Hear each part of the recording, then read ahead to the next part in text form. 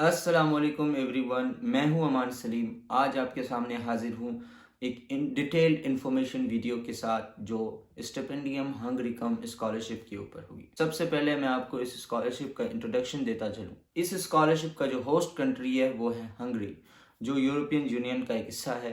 को हंगरी की जानिब से 5,000 से ज़ायद स्टूडेंट्स को दिया जाता है। पाकिस्तान को हर साल इससे पहले 200 सीट्स दिए जाते थे। इस साल 200 से बढ़ाकर 400 सीट्स कर दिए गए हैं, जो कि स्टूडेंट्स के लिए जो कि गुड न्यूज़ है। अच्छा, ये हुआ स्कॉलरशिप का छोटा सा एक इंट्रोडक्शन। और अब बात करते हैं कि इस स्कॉलरशिप की क्राइटेरिया क्या हैं, कैसे अप्लाई कर सकते हैं और कहाँ अप्लाई कर सकते हैं।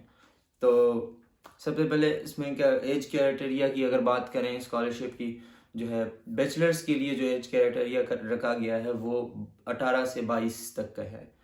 18 से 22 तक की एज के जितने भी स्टूडेंट्स हैं जिन्होंने इंटरमीडिएट पास की हो, कम से कम 12 जमात की एजुकेशन हासिल की हो, वो इस स्कॉलरशिप के लिए अप्लाई कर सकते हैं। और मास्टर्स की अगर बात की जाए वो 35 से नीचे नीचे जितने भी स्टूडेंट्स होंगे जिन्होंने ग्रेजुएशन की है वो अप्लाई कर सकते हैं। और पीएचडी के लिए भी तकरीबन 35 या 40 इसी एज लिमिटेशन के साथ रखा गया है। इस स्कॉलरशिप के लिए हमें 2 पोर्टल्स पे अप्लाई करना होता है। एक पोर्टल स्कॉलरशिप की अपनी जो एक टेम्पस पब्लिक फाउंडेशन वेबसाइट है, वहाँ पर जाके हमें एक एप्लीकेशन भरनी होती है जिसमें डॉक्यूमेंट्स देने होते हैं।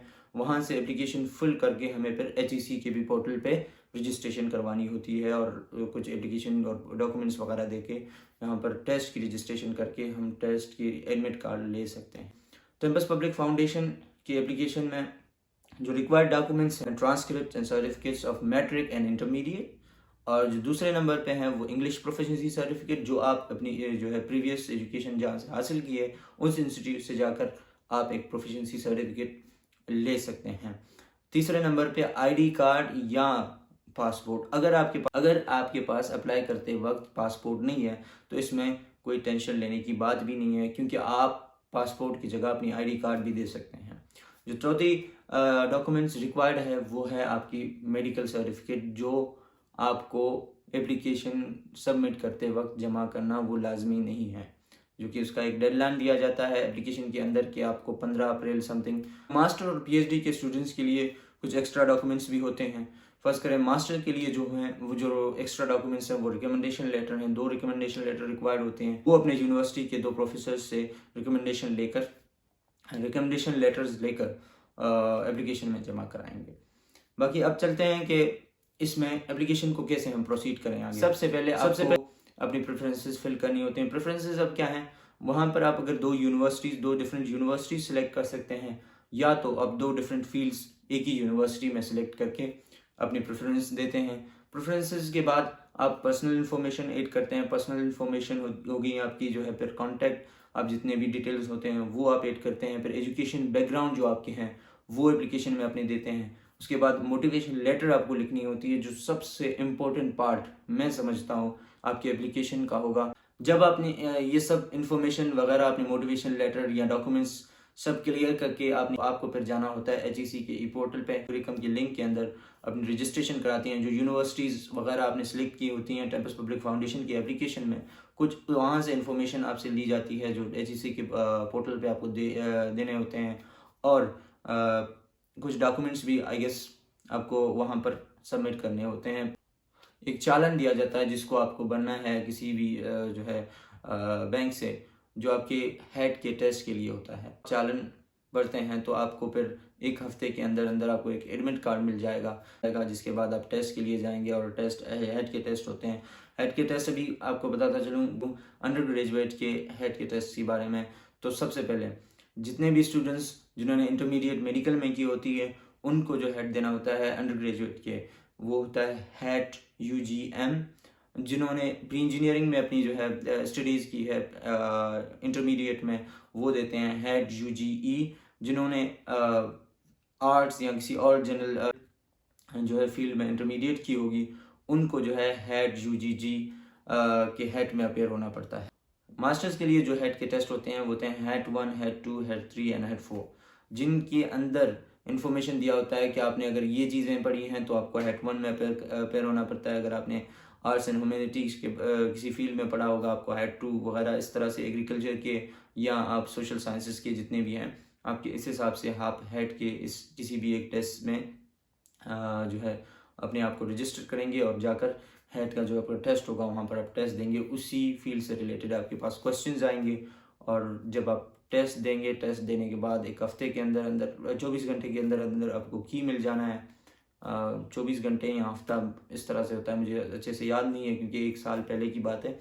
मैं बताना भूल गया कि हेड के टेस्ट में जो पासिंग मार्क्स हैं, टोटल मार्क्स होते हैं 100, जिनमें से 50 नंबर जो लेता है वो पास हो जाता है।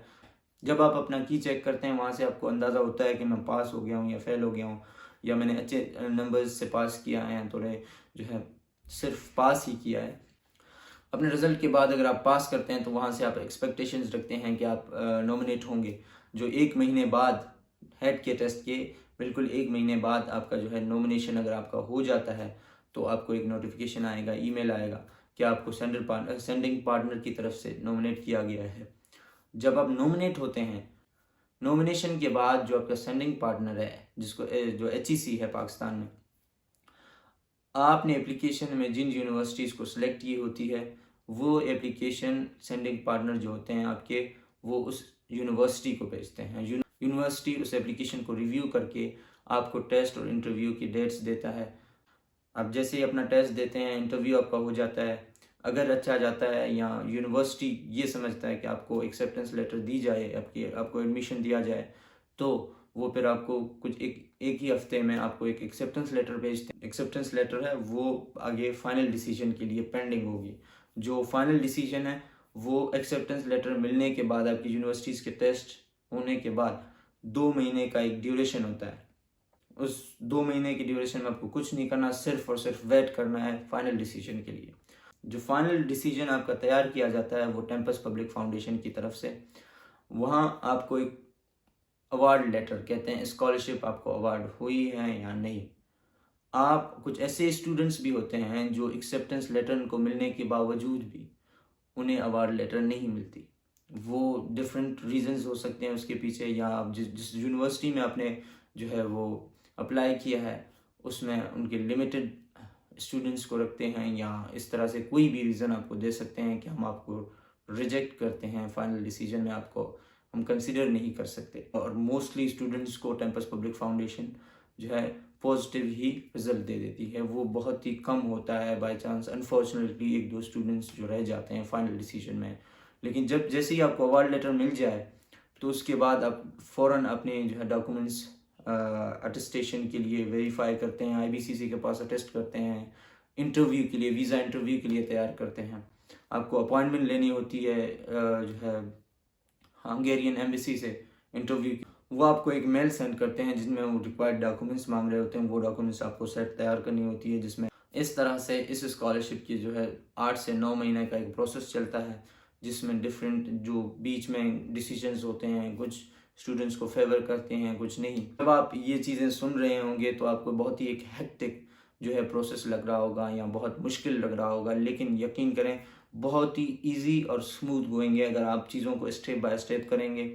फर्स्ट, जैसे अभी आप एप्लीकेशन पे ही ध्यान देंगे, जिस तरह से 15 नवंबर को ये टेम्पस पब्लिक फाउंडेशन का एप्लीकेशन का पोर्टल खुला है और ये 16 जनवरी तक खुला रहेगा। अगर इस वीडियो से आपको इस स्कॉलरशिप के बारे में कुछ पता चला है या आगे भी कुछ इन्फॉर्मेशन चाहिए होंगी, जैसे कि आपको मोटिवेशन लेटर या एप्लीकेशन फिलिंग की जो वीडियो होगी, या तो आपके और भी क्वेश्चंस होंगे उनके रिलेटेड अगर कुछ पूछना हो या कुछ इन्फॉर्मेशन लेनी हो, उसके लिए आपको इस चैनल को सब्सक्राइब करना होगा।